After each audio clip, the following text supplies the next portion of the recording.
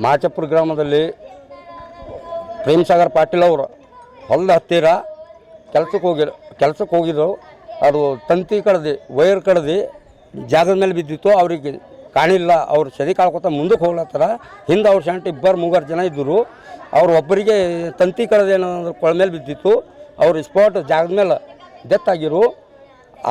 ಅದಂತಿ ಕಡ್ದು ವೈರು ಕಂಬದ ವೈರ್ ಕಡ್ದು ಅದೇ ಥರ ಮತ್ತು KBAW ಅವರಿಗೆ ಆಗೋ ಜೈ ಮತ್ತು ಲೈನ್ಮೀನ್ ಅವ್ರಿಗೆ 16 ಸುಮಾರು ನಾನು ಹಿಂದೆ ಫೋನ್ ಮಾಡಿ ಹೇಳಿದ್ದೀನಿ, ನೋಡಿರಿ ಹಳ್ಳಿ ಗ್ರಾಮದಲ್ಲಿ ಪೂರ ವೈರೆಲ್ಲ ತಂತಿಗಳು ಜಗ್ಗ್ಯಾವ, ಅದಕ್ಕೆ ಏನೇ ಮಾಡಿ ಅದಕ್ಕೆ ನಿರ್ಲಕ್ಷ್ಯ ಮಾಡತ್ತೀನಿ. ನೀವು ಅದು ಮಾಡಬೇಡ್ರಿ, ಜನರಿಗೆ ತೊಂದರೆ ಆಗ್ಲತ್ತದ ಅಂತ ಹೇಳಿ ನಾನು AW ಅವ್ರಿಗೆ ಭೀ ಮಾತಾಡೀನಿ, ಜೈಗೆ ಭೀ ಮಾತಾಡೀನಿ.